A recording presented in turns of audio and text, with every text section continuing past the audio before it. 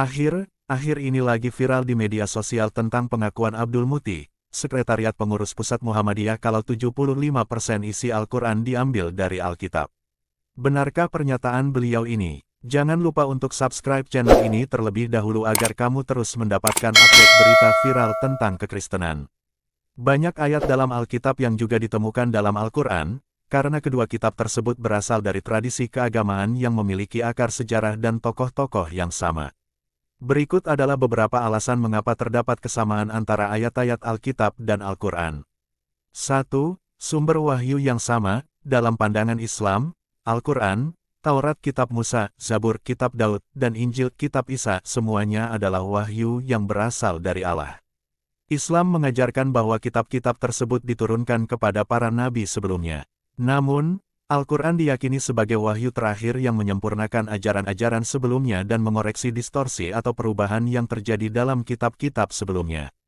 Kedua, nabi dan tokoh yang sama. Al-Quran dan Alkitab memiliki banyak kesamaan dalam kisah nabi dan tokoh penting, seperti Adam, Nuh, Ibrahim, Musa, dan Isa.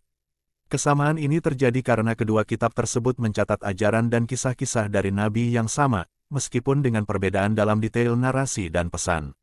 Ketiga, konteks sejarah dan kultural. Agama-agama Abrahamik, Yahudi, Kristen, dan Islam berkembang di wilayah geografis yang sama dan dalam konteks budaya yang serupa.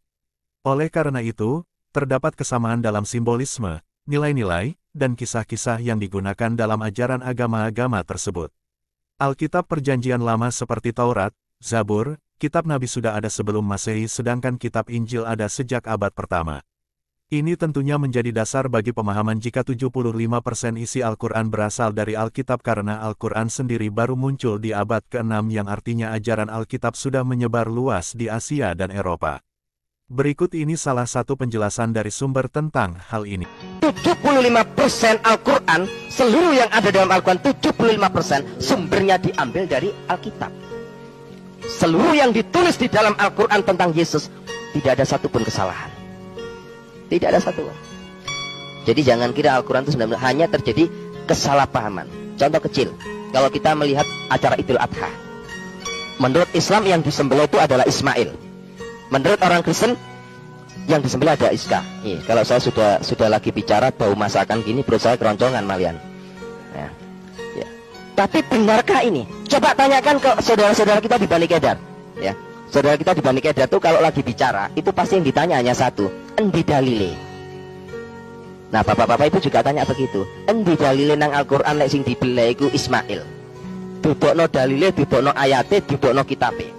Tidak ada satupun ayat yang menyampaikan bahwa yang disembelih itu adalah Ismail. Nggak ada satupun ayat. Ya.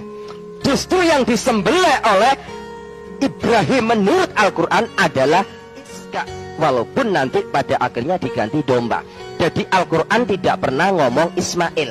Di dalam kitab suci Al-Quran yang diomongkan yang disembelih itu bukan Ismail. Ada banyak contoh kecil orang Islam tidak percaya kepada penyaliban. Bagaimana mungkin? Tidak ada satu. Bagaimana tanggapanmu Sobat Viral Kristen? Apakah kamu setuju jika 75% isi Al-Quran diambil dari Alkitab?